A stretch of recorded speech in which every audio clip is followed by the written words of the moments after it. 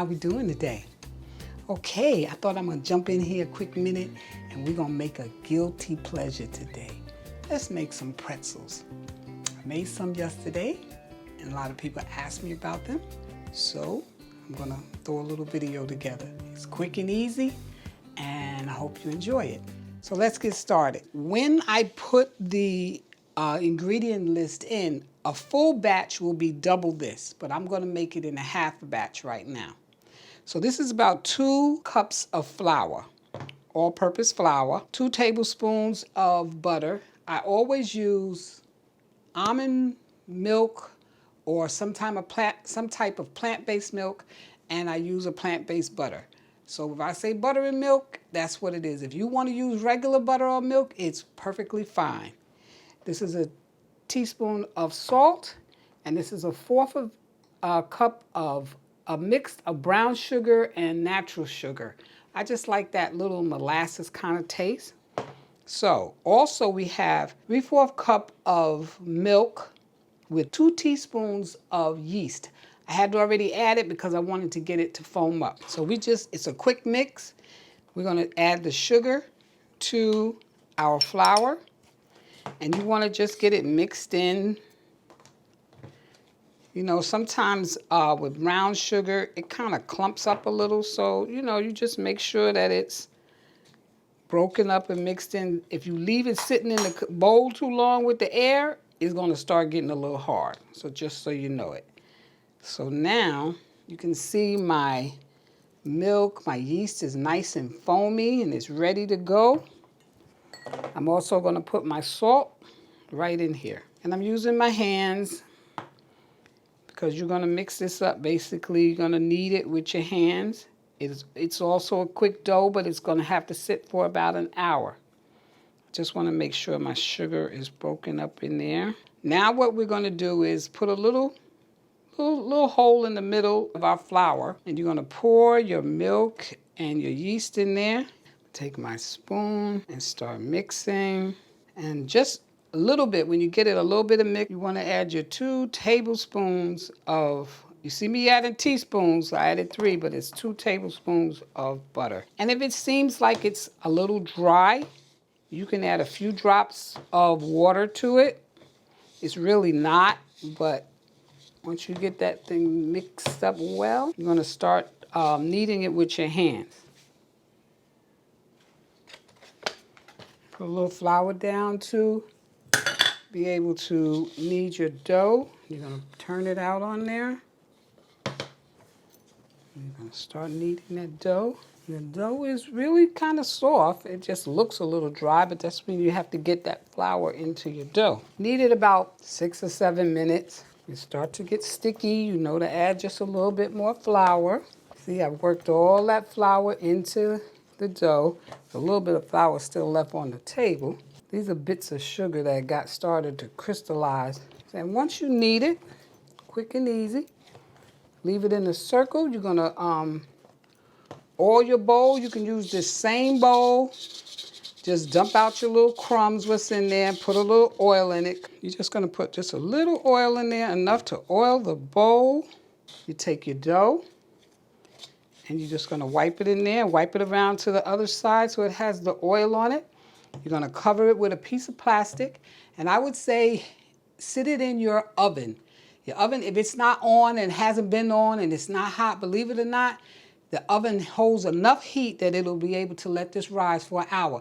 Then you'll have it out of your way. Even if you want to turn the light on in your oven, that's a good amount of heat to raise your dough. So I'm going to cover this with plastic and sit it in my oven for an hour, and we'll be back. All right, so our dough has risen.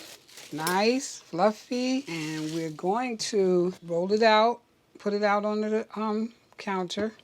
Now, the one thing about this, you don't have to do a whole lot of kneading because you're going to roll them into pretzels. So we just add a little flour so that we can press it out a little bit, just like that. And then you're going to cut your pieces. I'm going to cut it in half. Usually you would get 12 if you did a whole recipe dough. You will cut the dough into 8 to 10 equal parts. So we're going to get 8.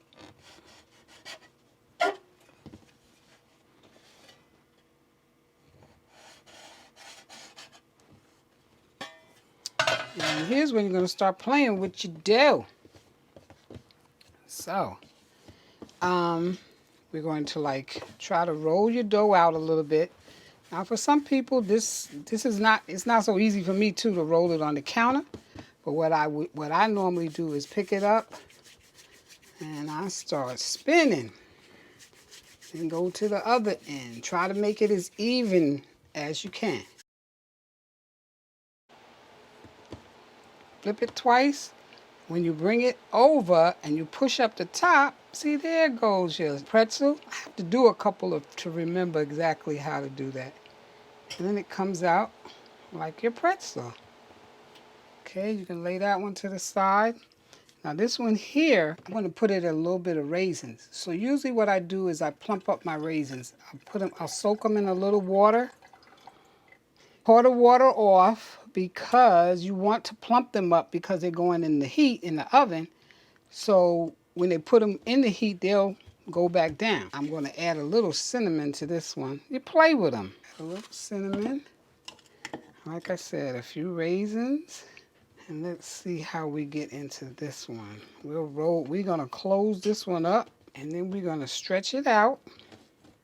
And you're going to preheat your oven at 420. Mine put my oven at 425. Some people a little more depending on your oven. You know how hot your oven gets. Flip it twice, bring it down, and push this back.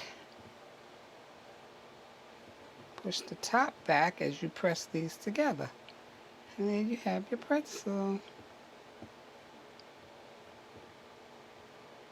Okay. Okay, you're going to bring a pot of water to boil. Now I turned it down. This is 1/4 of a cup of baking soda. 1/4 of a cup, you're just going to pour it in your water. You pour it in there after the water boils because it's going to activate your water and make it boil up. Now, very gently, you're going to put it in some type of spatula with holes. And you just hold it down in there. You can drop them in there. They're going to be in there for about 30 seconds. Gently, because you don't want them to come apart. About 30 seconds. By the time I put the second one in, I can take the first one out. Then you're just going to lay them on your baking sheet.